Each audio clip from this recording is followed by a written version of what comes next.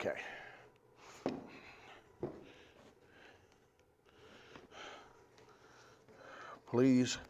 Please excuse my voice. It's not real good today. It's a little bit raspy, but we're gonna try and get through this lesson here. Lesson 5, the last days described, is the title of our lesson. The apostles, as they were preaching and writing these books in the New Testament, why, they were thinking that they were living in the last days. We might divide the Old Testament from the New Testament, and there was many years in the Old Testament from creation to when Jesus came. It was several millenniums, and from the time that Jesus came the first time to the time he's coming the second time could be considered all the last days. And we know that back then when Paul was writing about the last days, Peter wrote about the last days, and John wrote about the last days, and there was many of them that wrote about the last days. We know one thing for sure: if they can say that they were in the last days, we definitely can say that we're in the last days, because we're 2,000 years in the future from them. And so we want to look at the last days and not just really worry about the last days, but be prepared for the last days. There's several scriptures that says that the last days is going to come upon us like a thief in the night. It's going to be a surprise. Well, us as Christians, we've read the Bible. We know what is going to happen in the last days. We can see that prophecy being fulfilled right now, how things has changed from 1,000 years ago or 2,000 years ago or 1,000 years ago, and then you just take in the last 50 years how things has changed, that we need to stay alert, we need to stay ready, and we need to stay prayerful, prayed up, and ready to meet our Savior, because He's coming. The Bible says He's coming, and I haven't found a lie in the Bible yet, so I believe that Jesus is going to be coming one of these days. I really look for Him in my lifetime, and I'm 65 years old, and I look for Him in my lifetime, and if that happens, praise the Lord. Amen. Praise the Lord. We'll be ready. We need to be ready, and we need to be prayed up. Last days, it's described here, and it's described of some of the things that's going to happen. A lot of it is not nice stuff, and we can see that in the world today, that a lot of the stuff that's going on in this world today is not nice stuff. They're wanting to take Christianity out. They want to block it completely out. They want to cancel all that kind of stuff. Anything that has to do with the Bible, they want to cancel it, seems like. But us as Christians, we need to stay in the fight. It's a battle.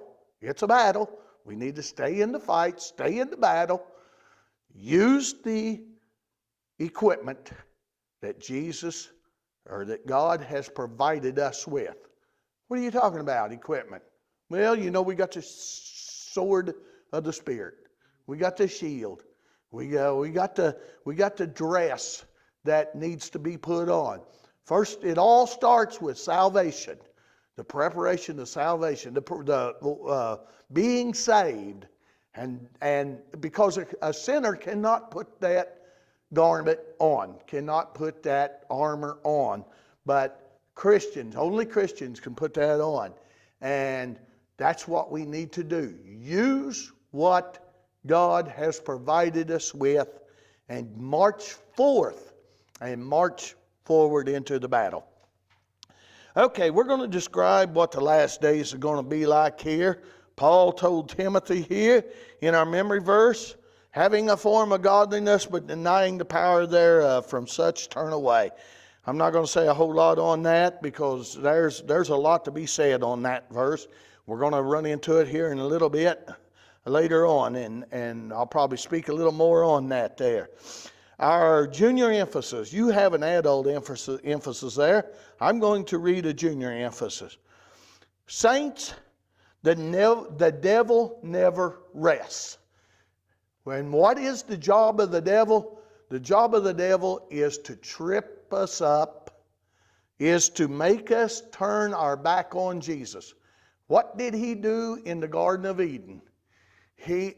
Adam and Eve had it very good in the Garden of Eden. They was able to commune with God every evening at the cool of the day. They would commune with God and be able to talk about different things and all. But the devil was jealous. The devil did not like it because the things were going right. And anytime the devil can mess up something good, he's going to do it. Our salvation to our soul is the greatest thing that can happen to a human being, is to be saved from sin, be forgiven of his sin, be guilt-free of your sins. And the devil doesn't like it. The devil knows that he's lost you and that he's going to try every way he can to get us. He's never rested. He's always out there trying to get us and trip us up and get us into his kingdom. You can ask, well, this is geared toward the children, and it says you can ask your parents and your grandparents. We probably have done that. We probably asked our parents and our grandparents. But what is it that we ask? How things have changed in their lifetime. You know, our children can come to us and ask us, how has things changed in your lifetime? And our parents, how has things changed from your lifetime? And you know, there has been it seems like a major change every generation. It seems like, and it's not for the better. It don't seem like it's ever for the better. It seems like it's always digressing. I think I'm using the right word, but going down is what it seems like. Some of the first schools in America was organized to teach children how to read the Bible. What? How to read the Bible? Oh yeah, well, you can read that in history. That how children was taught to read the Bible. And what's happened now? They don't even want the Bible in the school. They don't even want it in the library.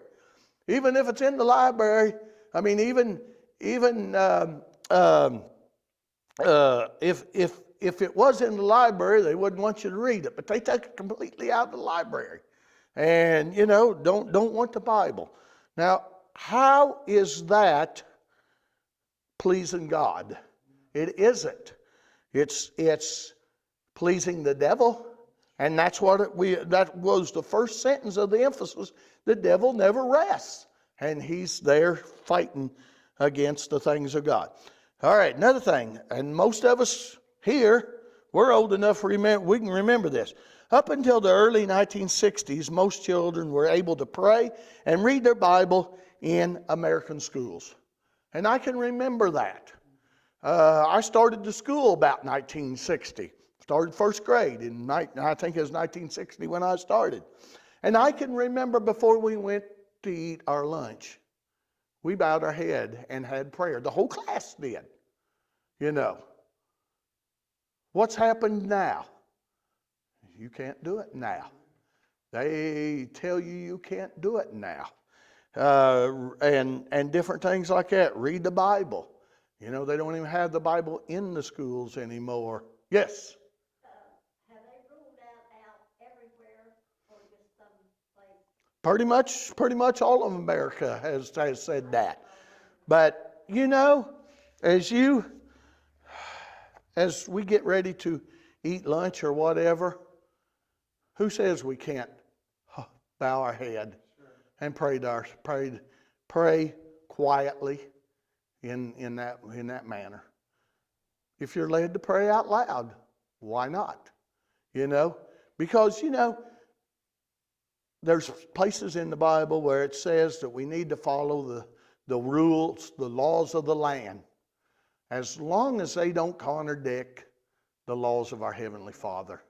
And that's one thing that's very essential, is prayer. They say only essential people work.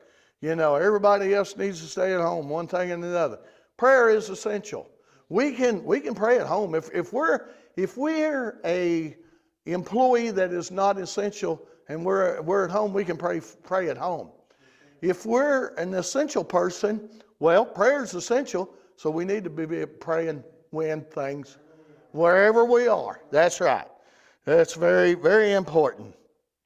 Now, in most schools, prayer and other reference to God is forbidden. One thing that has not changed is God and His love for all of us. Do we have the love for God? That's the question. Do we have the love of God? It's very essential that we have the love of God. It's very essential that we come and meet each week in church and congregate together. Forsake not the assembling together. That's in the Bible. And I intend to do that. And so it's very essential that we meet with God as a group. And there may come a time when we're in prison we can't meet. I may be in one prison, somebody else may be in another. One of you all may be in another prison or in another cell block or whatever, and may not. But we can meet with God wherever we are. Paul and Silas was in prison. They were in. I always kind of pictured them being in the same cell together. And what did they do? They didn't sit there and say, "Oh me, oh my, look where we're at," and all that. No, they were singing and praising God. And what happened? The Philippian jailer was saved that night. And so, why were they there? I think mainly for that Philippian jailer's purpose and his family. That's what it sounded like to me. But they turned something that seemed like bad into something good. And so, we need to stay encouraged. And like I say, it's a battle. We got to have our battle dress on. We got to have our BDUs on. I think it's what you call them, but we got to have them on and ready to fight against what is, however we are confronted in any way. Okay, we'll get started on the lesson here. The first, 2 Timothy 3:1. This know also that in the last days perilous times shall come. I already kind of explained that the last days, I consider the last days right now. Paul considered the last days. John, Peter, all of them considered the last days. They being in the last days. And like I said, we're 2,000 years into the future. So we know we're closer now than what they were. And they labeled it as last days. We definitely can label it as last days. So the last days, perilous times is going to come. Well, I've already seen perilous times. But perilous times is coming. And there's going to be, I think there's going to be a time where it's going to be worse than what it is right now. I hate to say that, but the Bible says perilous times are coming. God revealed to Paul that difficult, terrible times would come in the last days. Now he must warn Timothy. Timothy being younger. Timothy, you're going to see more than what I see. It's kind of what he's saying. You're going to see some bad times come. And that was just maybe 20, 30, 40 years after Paul was off the scene. Then Timothy, comes in. or he's a pastor at the time that Paul's still living, and he's just getting Timothy prepared. Timothy's young. Timothy, you need to stand firm. In our previous lessons, he says there's going to be people coming in and wanting to trip you up. There's going to be false teachers coming and wanting to trip you up. And we see that all the time, how false teachers try to come in, how they twist the Bible around, and how they try to influence one way or another. We see that, but that's what he was talking about here. He must warn Timothy. In 1 Peter 5:8 it says, "Be sober, be vigilant, because your adversary the devil, as a roaring lion, walketh about seeking whom he may devour." And he will. That devil never rests. That's what I read in the emphasis there. The devil never rests. 1 Timothy, we read this last quarterly. 1 Timothy 4:1, 2, and 3 says, "Now the Spirit speaketh expressingly that in the latter times some shall depart from the faith, giving heed to seducing spirits and doctrines of devils." Let us not be one of them people that depart from the doctrines, or depart from the faith and follow after seducing spirits and doctrines and devils. He goes on and says, speaking lies in hypocrisy. We don't want to do that either. Having their conscience seared with a hot iron. That conscience, when it bothers us, it don't feel good. But that's just what's kind of keeping us right in the middle of the road there, we might stray off just a little bit, and that conscience starts ticking us a little bit, pricking us a little bit. It wants to get us right back where we need to be. It goes on and says some of the things that's happening. Forbidding to marry, and commanding to abstain from meat, which God hath created to be received with thanksgiving of them which believe and know the truth. Now, he's already told Timothy this in the first letter. And, it's good to just reread that and reiterate that. And remember that what Paul told Timothy here is no different than what it is now. We need to take heed. The gospel never changes. The gospel never changes. What was right back then is right today. What was wrong back then is wrong today. God has His plan set, and it's set to where it will not change. There's no amendments to His plan. We must never take anything for granted. Satan, here again, the commentator says, Satan never rests. He is always seeking whom he may devour. I read that in 1 Peter. We must put on the whole armor of God as described in Ephesians 6:10 through 18, and be watchful and ready always, because the devil never rests, and we got to be watchful and ready at all times. We think, the sun's went down. Well, the devil won't bother me now. Well, sometimes the devil will bother you in the middle of the night. Oh, the sun's up. Well, the devil won't bother me. Yeah, he'll bother you. He'll bother you. He'll bother you no matter what time of day it is, no matter what the conditions are. A lot of times when there's discouragement, that's when he'll come. That's when we need God most. That's when we need that armor on. That's when we need to fight the hardest, is when we're maybe in a little bit of a discouragement or a little bit of a down time. That's when we need to be really on guard. And remember one thing, the devil never rests, but God never goes to sleep either. God's always there. And can God whip the devil? Why, definitely He can. And so we are serving a stronger power than the devil, if we'll only just let Jesus fight. As long as we keep up the fight and let Jesus lead the way, that's what needs to be done. Okay, we'll go to the second verse, second, third, fourth, and fifth verse here. The fifth verse being our memory verse.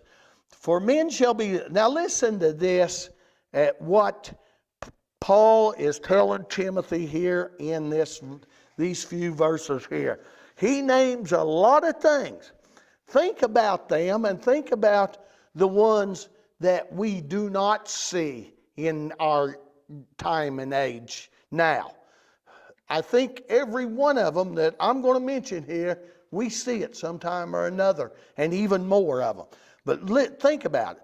For men shall be lovers of their own selves. Oh my, my, my. Don't you see that all the time? Covetousness. Boasters. Oh boy, you see that every day. Proud. Blasphemers. Disobedient to parents. Well, Sister Bayless is not here today, but I could ask her, do you ever see children that's disobedient to parents? I can ask my wife, do you ever see children disobedient to parents? She'll tell you absolutely. Do you ever see children that's disobedient to the teacher or authority? All the time. Do you ever see grown-ups that's disobedient to authority? All the time.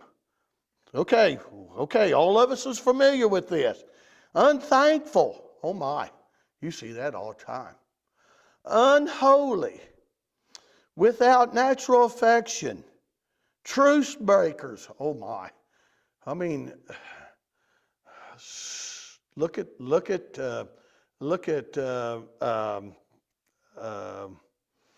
people that go broke.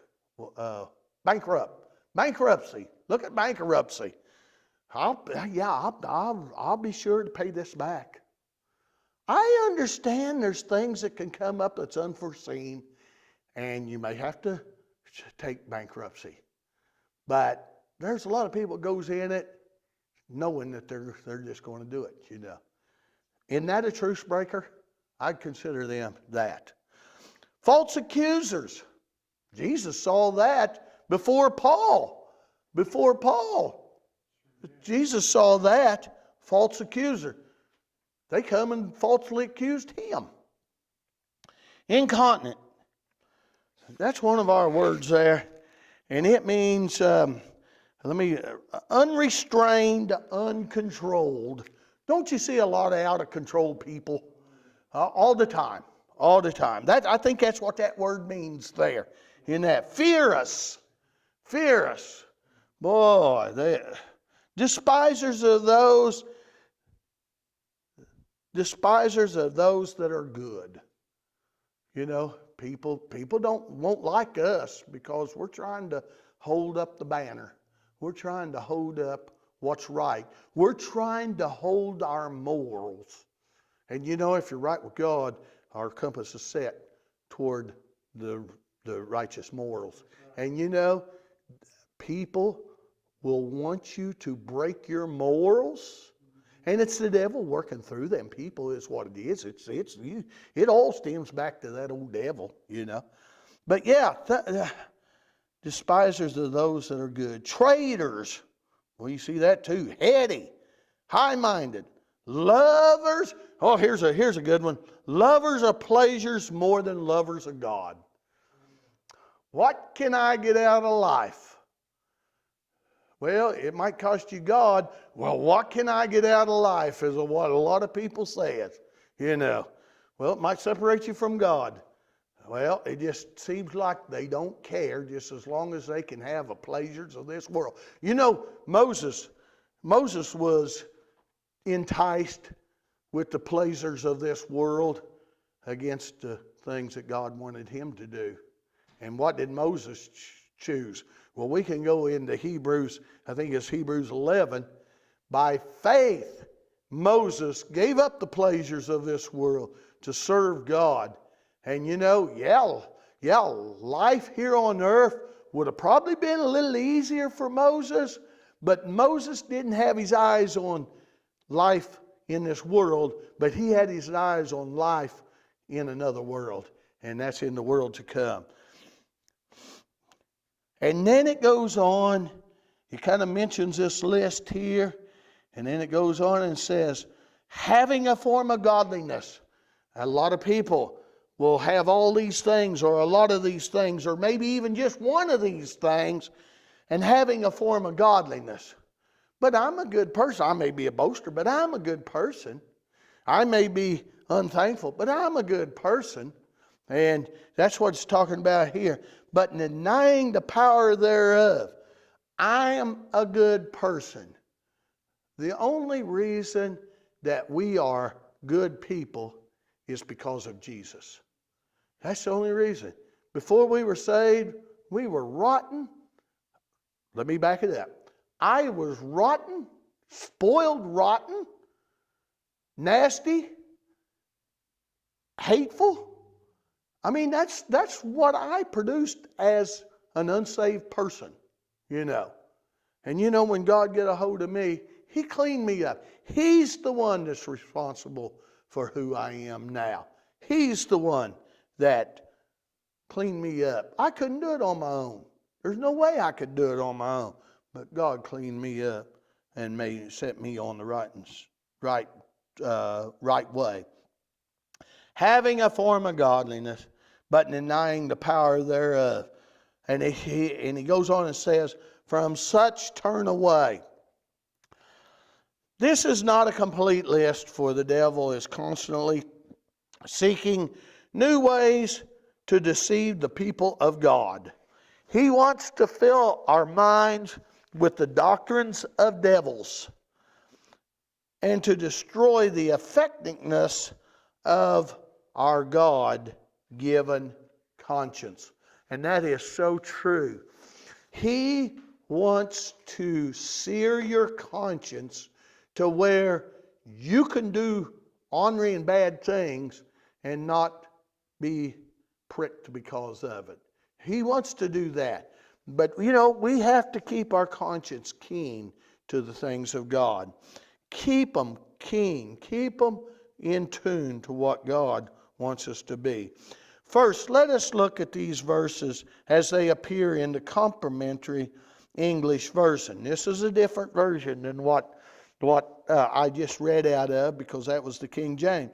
But listen to what it says here. The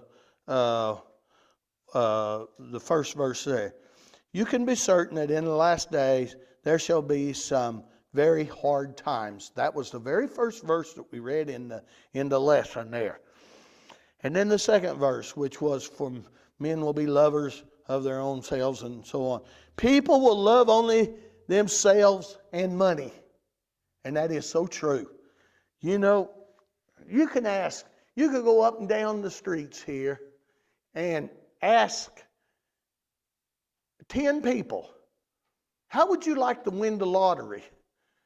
And I would say 10 out of 10 people would say, oh yeah.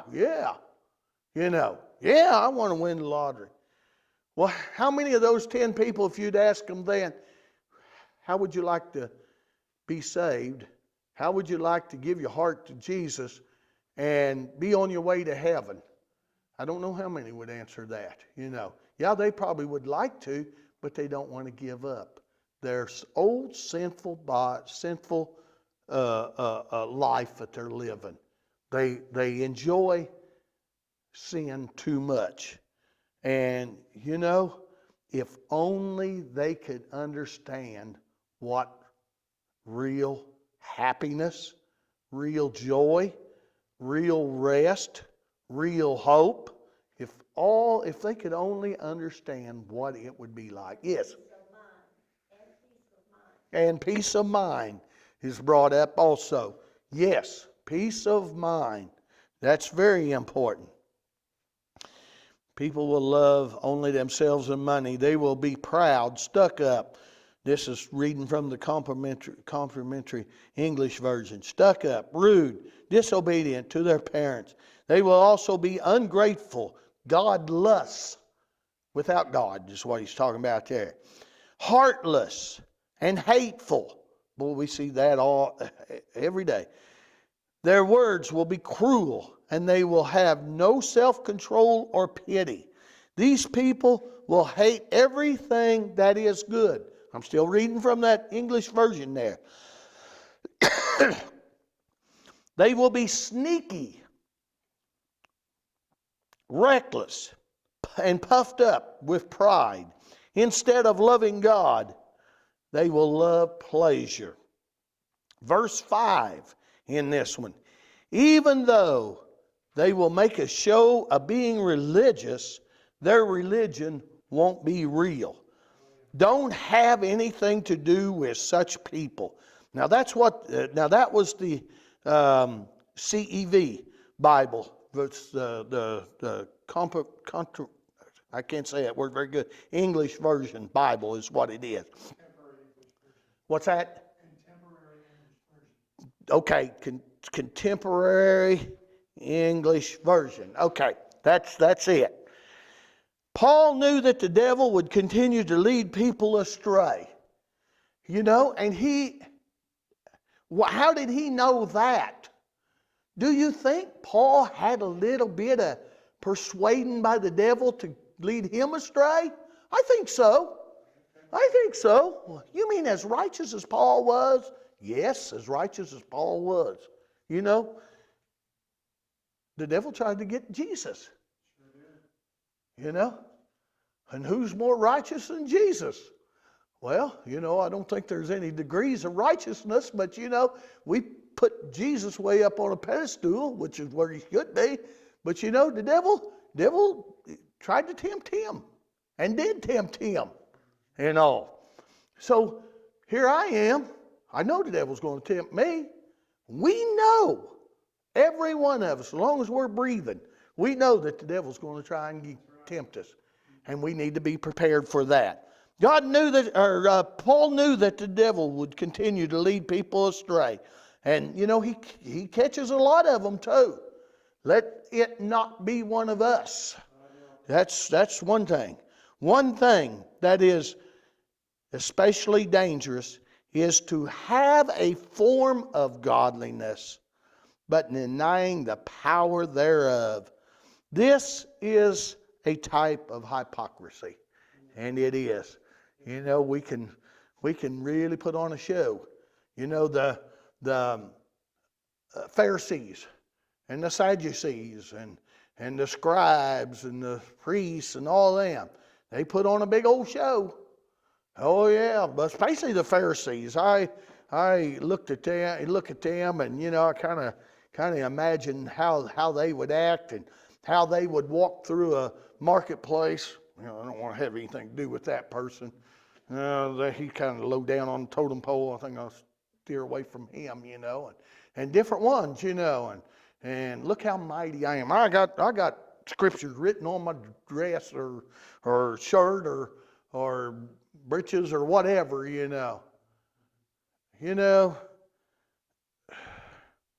Jesus said that hypocrites and Pharisees are standing in the doorway, not wanting people to go in. Not wanting people to go in. That's exactly what they are. And we don't want to be in that group. We don't want to be in that group. Let's go to verse 6 there. For of this sort are they which creep into houses and lead captive silly women laden with sins, led away with divers lusts, ever learning and never able to come to the knowledge of the truth. When we deny the power of God, the devil will lead us astray. Did you catch that? When we deny the power of God. When we deny the power of God, the devil's already got us. We know. That's the reason why we come together for different church services and different, is to get encouragement. We have seen healings take place. We have seen different miracles take place. And a lot of times we might just kind of take them for granted, but getting here safe to church is a miracle. Because, we could have an accident. And, maybe not be killed, but, wind up in the hospital or something to that effect. Or a car wrecked to where we couldn't make it the rest of the way. even not even be hurt. But we're here. We're here, And it's only by the grace of God that we're here. And, wife and I and my mother-in-law took a trip and drove several miles. And, God protected us.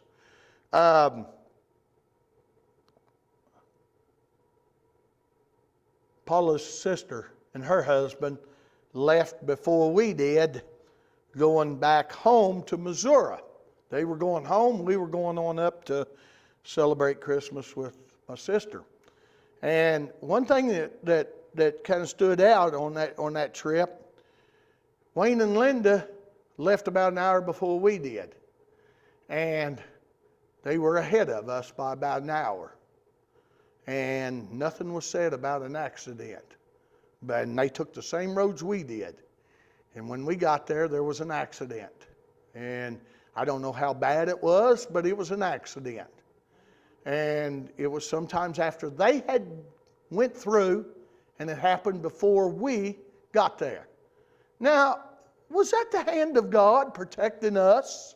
I take it as it was. I take it as it was, because she called her sister and said, "Did you see that accident?" "No, we didn't see no accident."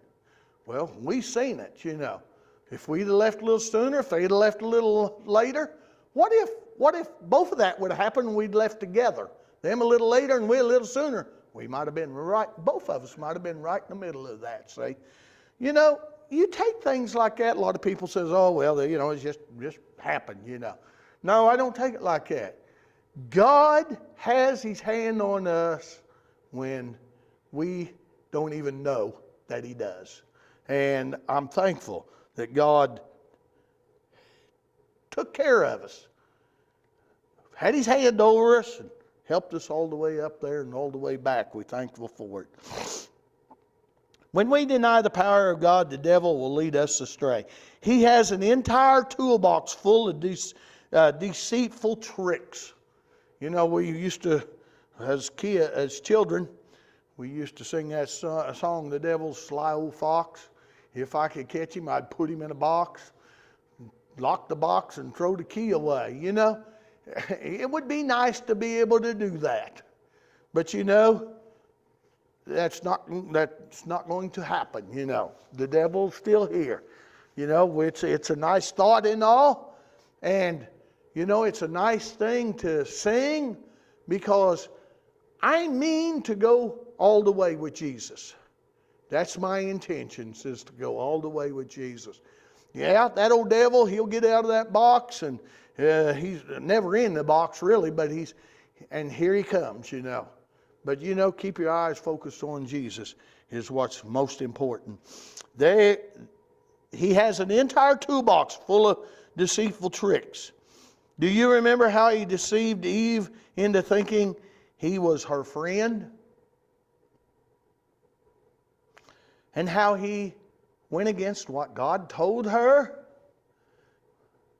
And how he told her something completely different? We need to keep our eyes focused on Jesus. If she had kept her eyes focused on Jesus or on God and said, "Devil, God taught me to stay far away from you. God taught me not to listen to you." My, how things would have been different, But and that's okay. We have that example. We have that example in the Bible. And we need to take that example. Okay, I'm going to do different what Eve done. I want to do different. I want to keep my eyes focused on Jesus. Men, women, boys, girls, we all must constantly be on guard. If you're old, be on guard. If you're middle-aged, be on guard. If you're just newly married, be on guard. If you're young, be on guard. Don't make any difference what sex you are. You need to be on guard, because the devil's no respecter person either. God's no respecter person, but the devil, he'll pick on anybody.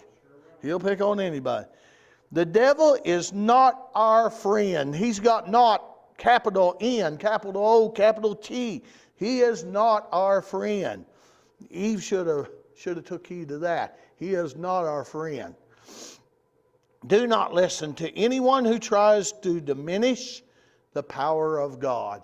When we diminish the power of God, that's our first step downward. That's our first step off the cliff, so to speak. God has all power. God is in control. God may not like what is going on in this world today, and He may allow things to happen, but He's still in control. You know, God, when the children of Israel told Samuel, we want a king like all the other nations of the king. You know, all the other nations, they have kings. Samuel says that's not the right thing to do. You know, well, we don't care. We still want to be like other nations. And you know, I can kind of see that in America, you know.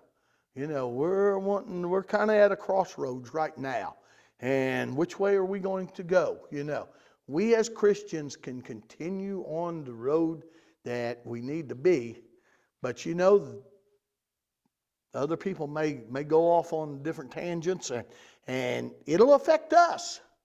If they do, it'll affect us. I'm sure that not everyone in Israel wanted a king.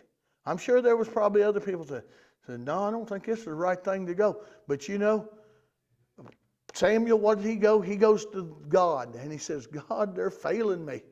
They're failing me. They're wanting a king. What God tell him? Says, Samuel, they're not failing you. They're failing me. You know, they're failing me. You know, I bet Samuel thought, well, yeah, you're right about that, God. Yeah, you're right.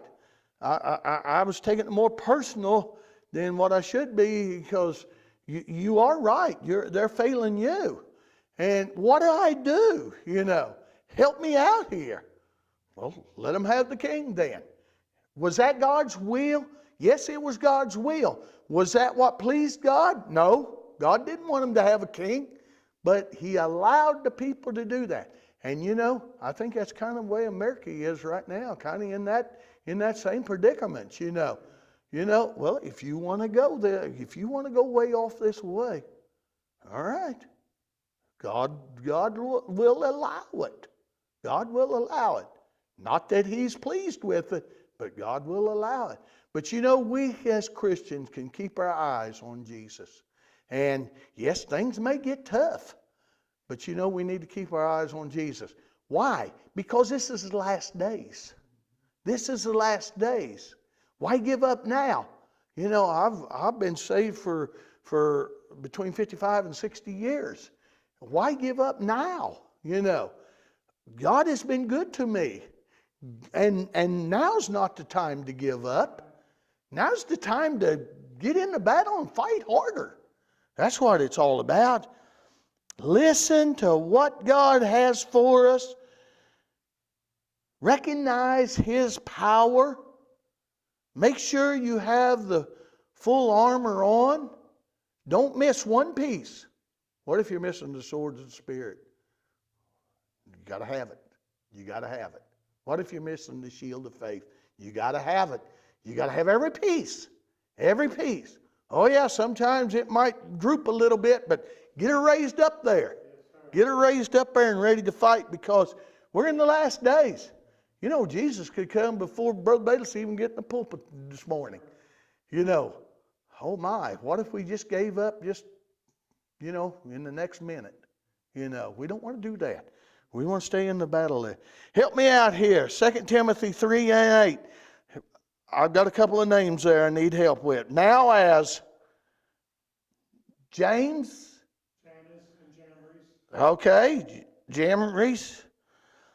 Withstood Moses, so do these also resist the truth.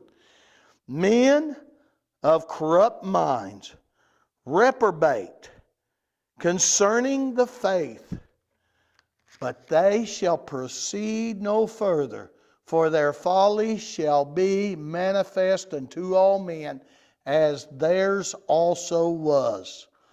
What good is a form of godliness? What good is a form of godliness if we deny the power? You know, we've got to have godliness.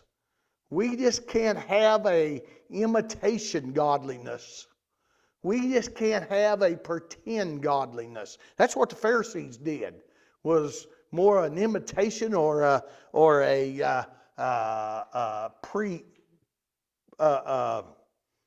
I just said the word imitation or a pretense of it, a pretense. No, we got to take hold of godliness. Not just a form of it, but take hold of it and apply it to our lives. Let the Holy Spirit lead us. How do we take hold of it? Letting the Holy Spirit lead in our lives. He won't put just a form of godliness in us. He won't put an imitation. He won't put a pretense. He won't put an imitation.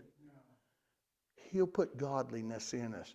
You know, when we go to buy something, we don't want an imitation of something a lot of times. We want the real thing. It tastes good, you know, if it's to eat or whatever it is.